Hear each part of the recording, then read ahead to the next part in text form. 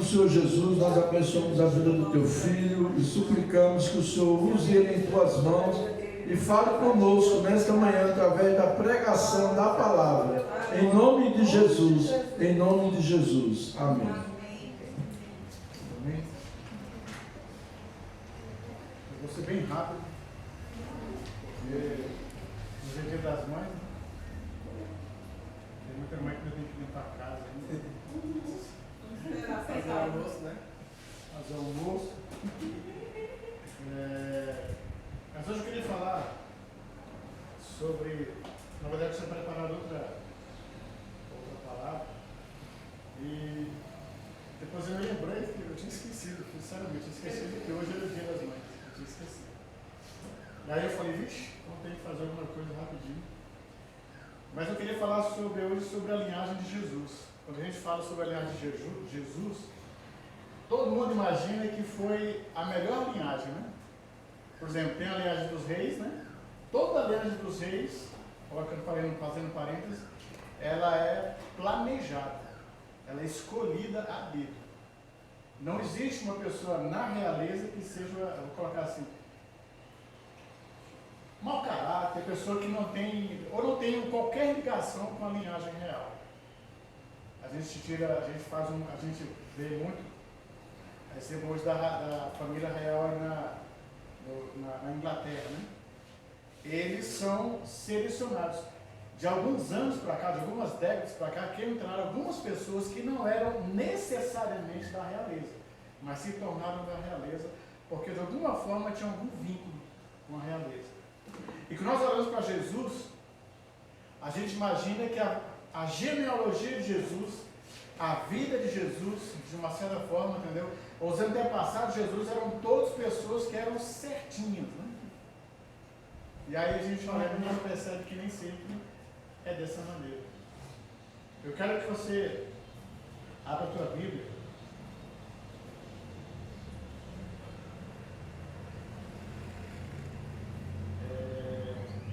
Agora eu esqueci de falar a passagem. Qual é a passagem? Revela, sim. Rapidinho.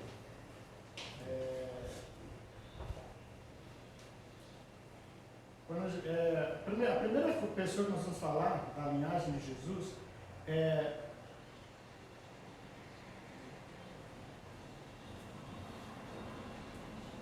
só um pouquinho, é Tamar. Quem era Tamar na história de Jesus? Ou o que ela representa na genealogia de Jesus, né? Ou o que tem a ver Tamar com Jesus, né? Muitas pessoas podem achar que Jesus veio de uma família completamente tradicional, né?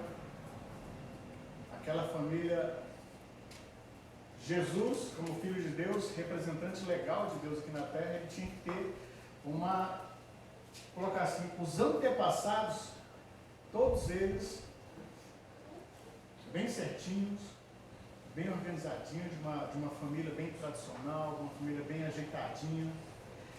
Abra a tua Bíblia em Mateus, capítulo 1. Aqui vai só fazer um comentário, mas eu vou entrar um pouquinho mais.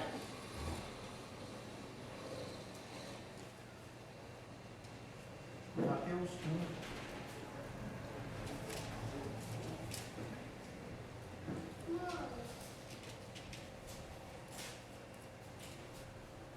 Mateus 1, versículo 17.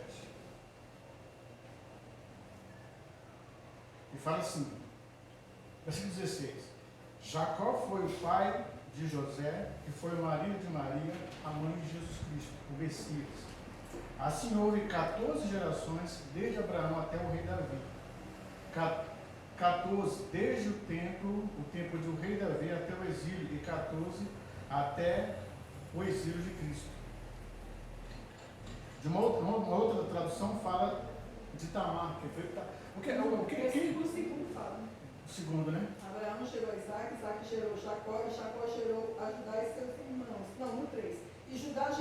Tamar a Pérez e Zerá. Exato. Tamar, para quem não, acho que vocês todos aqui nós sabemos quem era Tamar. Tamar, na verdade, era uma prostituta. Aí você fala, peraí, Natinara, a gente está falando de Jesus. Está mal nada. Não, Tamar. Tamar, na verdade, ele se colocou se colocou como prostituta. Porque o que acontece? A história de Tamar, os filhos de Judá morreram, que era o filho que era o marido de Ramá. Desculpa, Tamar. Ele morreu e ela ficou sem filho. Na tradição judaica, uma mulher que não tem filho, ela fica sem participação na herança ou coisa desse tipo. E como Tamar não tinha filho, ela pensou, eu vou fazer o seguinte, eu vou me vestir como uma prostituta, vou envolver Judá e ele vai me dar um filho, uma semente. Quando a gente olha nessa questão, a gente percebe que Tamar estava praticamente desesperada, né? Eu imagino que Tamar já não era mais aquela mocinha, mas já era uma mulher já de uma idade. E ela pensou, bom, eu não tive filhos. Então, de toda essa geração, eu vou ser a única pessoa que não vou ter filho. Então, eu preciso fazer alguma coisa para ter filho. E ela faz isso, ela se veste como uma prostituta, vai para um caminho onde Judá estava vindo, passa por ali, ele não conseguiu reconhecer, porque ela estava completamente vestida a caráter, né? A prostituta naquela época, ela tinha um hábito de não mostrar a sua face. Então ela envolveu Judá, falou assim, Judá, na verdade ela não chamou de Judá, falou, olha, o que é que você tem para me oferecer? Claro, estou indo para casa agora, não tenho muita coisa, mas qualquer coisa que você me oferecer, eu vou te dar outra coisa, que era prazer.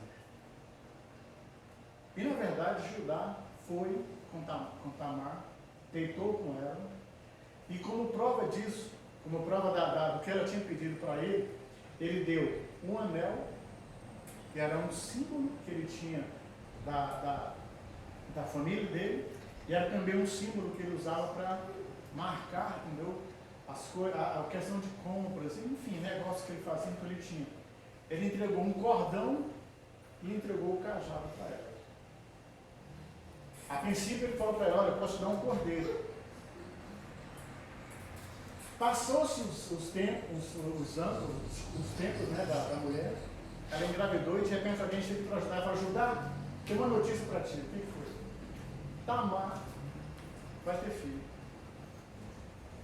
Naquela época, a mulher, para ela ter um filho fora do casamento, ela deveria ser automaticamente apedrejada. Judá já tinha, posso colocar assim, Judá já tinha feito toda a arrumação ali para pegar Judá, ou Tamar, apedrejá-la e matá-la, tanto ela quanto o filho. Porque fazia parte da tradição. Só que quando a família estava toda pronta para fazer isso, Tamar vai e fala, olha, peraí, mas antes que vocês façam isso, vocês também têm que apedrejar o pai do meu filho. Vocês vão ter que matar o pai do meu filho. Ué, mas quem é o pai do seu filho? Aí ela vai e mostra o anel. Ela mostra o cordão e ela mostra o cajado. Quando ela mostrou isso, Judá se ajoelhou, pediu perdão e falou, olha, maior pecado tem eu do que Tamar. Apesar de Tamar ter feito essa trama toda, Judá reconheceu que ela não foi de tão ruim, porque Tamar participou desse projeto. E ela era nora dele, Era nora dele. Como o filho morreu sem deixar filho, sem deixar um herdeiro, ela precisava de um herdeiro para se manter na linhagem de Judá. E para isso ela fazia o quê? Ela enganou Judá. Aí Tamar foi perdoada? Foi. Tamar foi perdoada, teve o seu filho. Na verdade, era imagina a situação. Só que lá na frente a gente vai perceber que Tamar fez parte da genealogia de Jesus. Ela fala assim, mas não, Mas por que aconteceu isso? Tamar entrou na genealogia de Jesus. Porque apesar de ela ter cometido esse erro, ter cometido esse pecado, Deus reconheceu ela como uma pessoa íntegra, uma pessoa que tinha, propósito. Porque naquela época, uma mulher sem filho, ela não tinha participação nenhuma. Ela era excluída completamente. E no caso dela, como ela fez isso, o certo seria eles terem matado ela, teriam apedrejado ela. Beleza.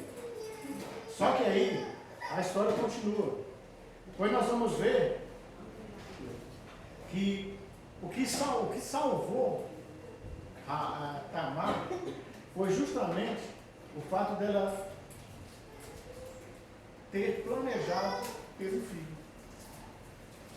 Porque o marido dela não seria lembrado, Tamar não seria lembrada, e ela talvez fosse lembrada como uma mulher do filho de Judá que morreu sem ter filho, a única que morreu sem ter filho. Mas ela fez uma reviravolta justamente para ter um lugarzinho na genealogia, um lugar de posição, de destaque na história geral de Jesus.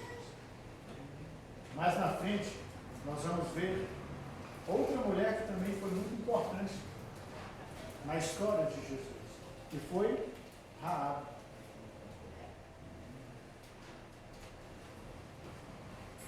Aí você pode perguntar, mas Tamar se vestiu como uma prostituta. E você sabe quem era Raabe? Raabe, de fato, era uma prostituta. Peraí, mas esse negócio está ficando meio estranho. Jesus é o Filho de Deus, o unigênito de Deus, aquele que veio para trazer vida, salvação, aquele que veio para mudar a história da humanidade. E aí entram essas mulheres na história de Jesus, só para complicar? Não foi para complicar. Foi para trazer luz. Porque quando a gente olha para Raabe, a gente percebe que Raabe morava na cidade de Jericó. E naquele momento, naquele período ali, existia muita disputa naqueles reinos. E Israel queria tomar Jericó. Só que aí, antes deles fazerem isso, eles fizeram o quê? Mandaram 2 espias até a cidade de Jericó para ver como era a cidade.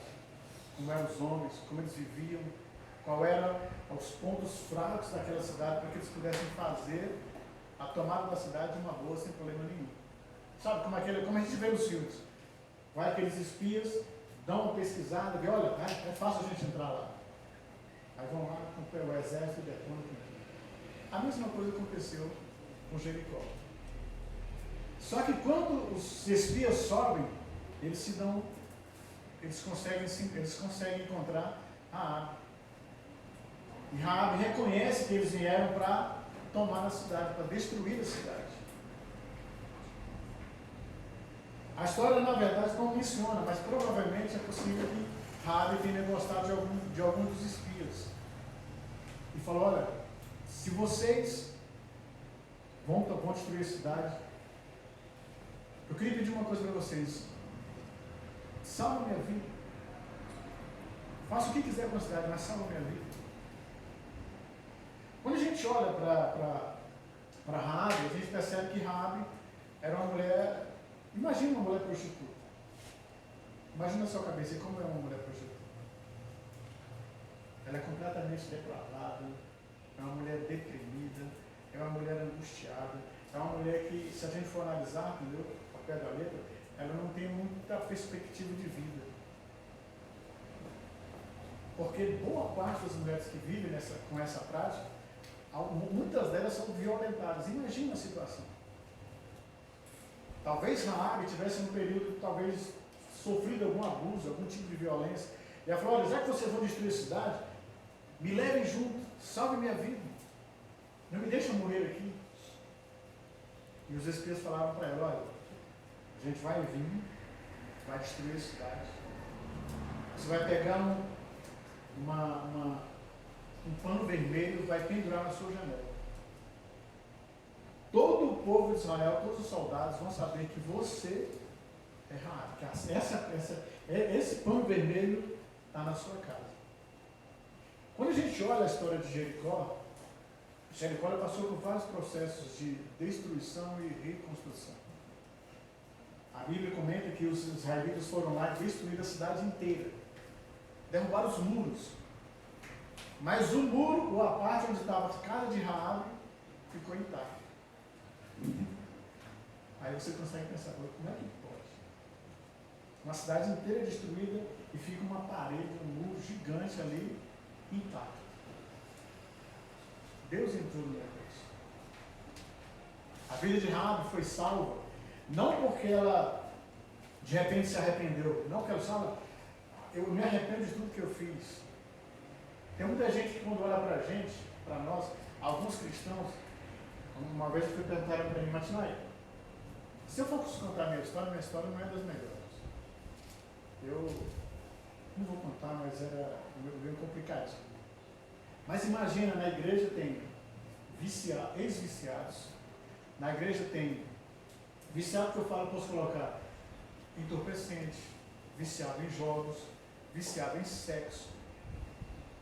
Não estou dizendo do prostituta, mas viciado. Porque prostituta hoje é uma profissão. Tem prostitutas, tem ladrões, tem assassinos. Já desse a gente estava evangelizando ali no Coreto da Santa. E aí eu me deparei com o senhor. Comecei a falar. Perguntei se ele conhecia as 4 leis espirituais. Ele falou que não. Aí eu entrei, falei para ele. E aí ele conhece um pastor que foi assassino. Aí ele bateu assim no meu peito e falou assim, bateu assim e falou, deixa eu te perguntar uma coisa, tu vai perguntar. Você acredita que um pastor que foi assassino, aliás, uma pessoa que foi assassina pode ser pastor? Eu falei, acredito. Por quê? Eu falei, olha, se eu fosse enumerar aqui, eu poderia falar para várias situações, mas uma delas é porque a pessoa se arrependeu. Se a pessoa se arrependeu, ela deixou aquela prática. Se ela deixou aquela prática, a vida dela começou a ter outro sentido. Aí ele falou, porque para mim, o pastor, nenhum pastor pode ser. Aí eu falei, você é de qual religião? Eu sou católico. Ele falou, então deixa eu lhe fazer uma perguntinha. Você sabe quem foi o apóstolo Pedro? Antes de ser chamado para ser apóstolo? Ele parou, olhou. Não. Pedro vivia uma vida completamente diferente da que Jesus propôs para ele. Aí ele falou assim, mas aí, não. Aí eu estou dizendo para você que, inclusive Pedro, para os católicos, é conhecido como o primeiro Papa. Embora a Bíblia, nem a católica e nem a protestante mencionem isso, mas eles consideram como Pedro como sendo o primeiro Papa. Por quê? Porque lá, naquele momento em que Jesus falou assim, olha, o que ligares na terra será ligado no céu, o que desligares na terra será desligado no céu. E aí Jesus pergunta para ele, quem você diz que eu sou? Aí Pedro fala, tu és o Cristo, o Filho de Deus. Aí Jesus fala para ele, olha, tu não revelaste outra coisa a não ser pela carne e pelo sangue. Resumindo, aí a Igreja Católica tomou isso como se fosse o primeiro papado. Só que quando a gente olha para a história de Pedro, a gente percebe que Pedro não era aquele Pedrinho que nós conhecemos. Era um cara meio tortinho. Aí ele falou mais alguma coisa e eu falei, então, Ricardo, deixa eu fazer outra pergunta. Sabe quem foi o apóstolo Paulo? Eu conheci a história dele. Você conhece? O apóstolo Paulo se converteu ao Evangelho. Foi. Mas qual era a vida de Paulo antes de vir para a igreja? Ele era perseguidor da igreja. Ele era um perseguidor ferrenho, abertamente. Se ele encontrasse cristãos, ele talvez na história, talvez ele não tivesse matado nenhum cristão, mas ele levou muito cristão à morte, à prisão. Esses são 2 exemplos que eu estou dando para vocês de que Qualquer pessoa que aceitar Jesus, por mais difícil que tenha sido a vida dela, por mais torta que tenha sido a vida dela, ela pode ser transformada. Ninguém vem para a igreja, sabe? A Bíblia até comenta que Jesus fala assim: eu não vim pregar para os sãos, porque os sãos não precisam. Vim pregar para aqueles que são doentes, aqueles que precisam de salvação, aqueles que são, sabe, desprezados pela sociedade, desprezados pela família. Porque essas pessoas que vêm pregar. E Raabe era uma dessas pessoas. Raabe aceitou, pediu que eles levassem ela, salvassem ela, e por causa do pedido e do que os espíritos falaram para ela, ela foi salva. Mais tarde, a gente vai perceber que a Raabe era uma mulher, na verdade ela era cananeia, sempre foi identificada como uma prostituta, e por causa da sua fé expressa em um Deus perdoador e misericordioso, que ela não conhecia o Deus de Israel, mas ela pediu perdão e falou: olha, me salva. Raabe tornou-se uma heroína para a sua família, a primeira gentia a ser bem-vinda na família de Deus e uma das mães na linhagem de Jesus. Por causa do que ela reconheceu que iria acontecer, ela disse: olha, eu preciso mudar de vida.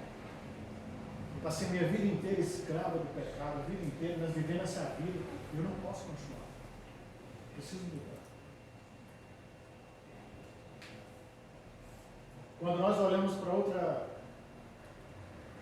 outra mulher, aí, só concluindo aqui a questão de Raabe, Raabe escondeu, quando os espias israelitas chegaram à cidade, Raabe os escondeu em sua casa, que ficava sobre a muralha. E Raabe foi incluída na linhagem de Jesus. Ela deu à luz a Boaz, que foi bisavô de Davi, como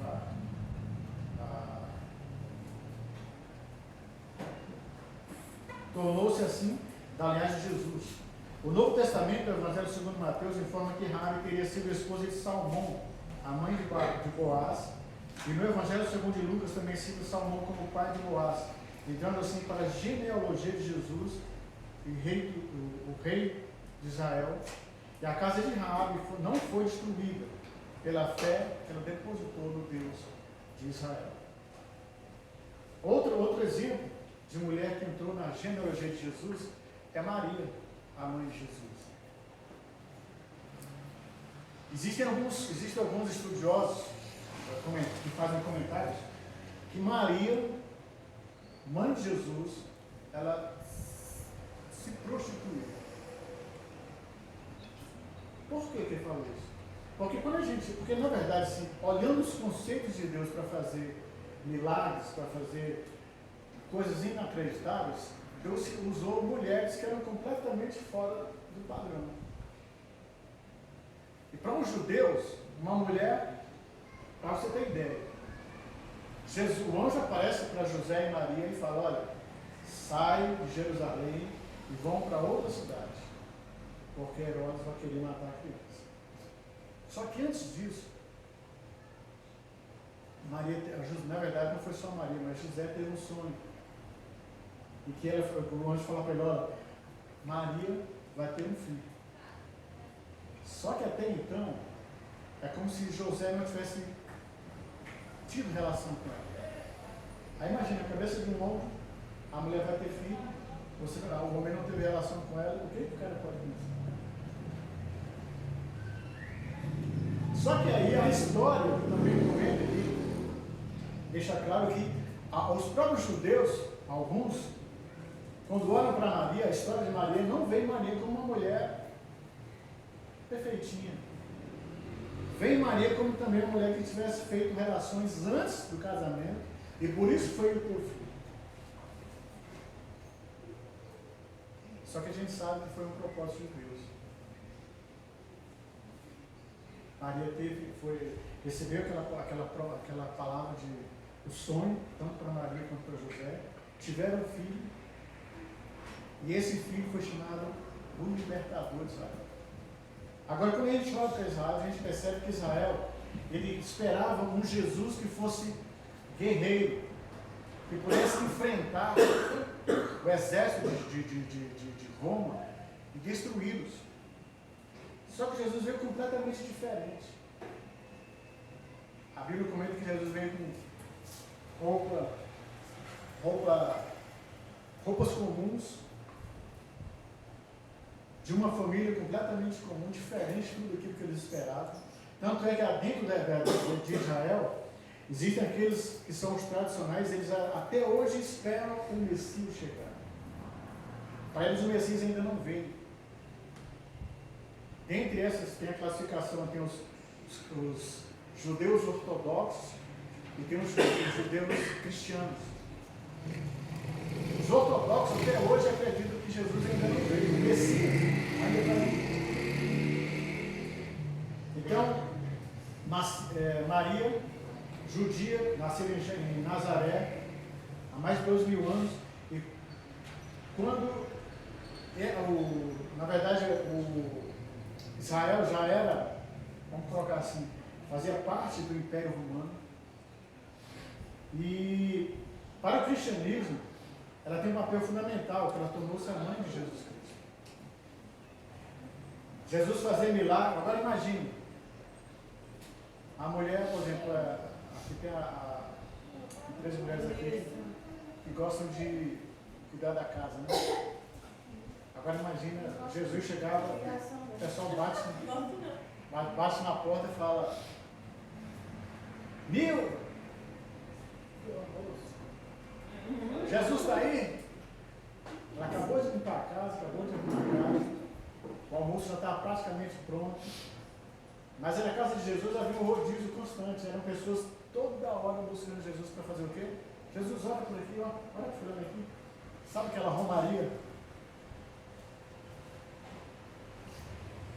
E Maria devia ficar preocupada. Falei, caramba, e agora o que eu faço? Mas ela fazia parte de um projeto de Maria. Eu quero falar de 3 qualidades a respeito da vida de Maria, que uma era virtude.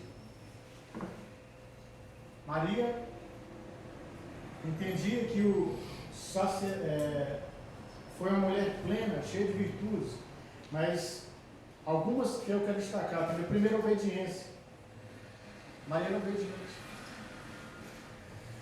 Se ela não fosse obediente, o que o anjo falou para ela lá no início, há 30 anos atrás, ela não tinha aceitado. Eu falei, não, a minha família é tradicional, uma família direitinho. Minha família não existe mulheres que vivem fora do propósito, vivem à beira da marginalidade, não. A minha família não tem prostituta, a minha família não tem gente assim, mas ela foi obediente à voz de Deus. Ela se submeteu. Outra qualidade dela era da humanidade, da humildade dela. Se colocar numa situação que, como eu falei antes, muitos quando olham para a história de Maria, não veem Maria como essa mulher que nós pregamos hoje. Uma mulher que foi santa, leal, honesta, verdadeira, íntegra. Para muita gente, Maria colocou o pé na jaca. Outra qualidade era a fé e a pureza de Maria. São qualidades que muitas vezes a gente olha para essas mulheres na história de Jesus e a gente percebe que não existe. Parece que tem um contraponto ali. E a gente percebe que o plano de Deus, quando a gente se coloca diante de Deus, o plano de Deus, para ser executado, ele precisa ter uma entrega. Ele precisa ter, sabe, um consentimento. Ela precisa ter, sabe, obediência, ouvir, obedecer, se colocar à disposição de Deus, para que Deus possa fazer isso. Fazer o melhor dos homens. E quando a gente olha o plano de Deus em relação a Jesus, é que, embora Jesus veio para salvar a humanidade, para fazer a diferença na humanidade, a história de Jesus está cheia de pessoas que vieram de outros meios, de outros lugares, para fazer parte da genealogia de Jesus. mas principalmente para mostrar que para nos mostrar que Jesus era humano, e que as pessoas da genealogia de Jesus também eram humanos, e podiam pecar. Tem gente que passa assim, mas como é que pode? Uma história tão perfeita como a de Jesus, entre essas mulheres? Porque o propósito de Deus era outro. A gente vê que a história de Tamar, a história de Raabe, elas eram mulheres que ficaram à beira da marginalidade, foram esquecidas. Elas deveriam ser abandonadas, serem apedrejadas, sabe, esquecidas completamente da história. Mas Deus tinha um propósito. O propósito era, através dessas mulheres, incluir a história delas. A Bíblia até comenta que Raabe, aliás, Maria, na verdade, ela chegou, uma outra Maria Madalena, lavou os pés de Jesus, né? A irmã de lado, Judas, que era o cobrador de impostos, né? Judas, Mateus, era cobrador de impostos, falou, esse dinheiro aí, desse perfume, que era um perfume caro, não se sabe exatamente o valor, mas esse dinheiro aí podia ser dado para os pobres. Aí Jesus fala para ele, olha, não se preocupe, o que ela está fazendo aqui vai ser lembrado pelo resto da vida. Em todo o mundo vão falar do que ela fez, lavou os meus pés para o meu sepultamento.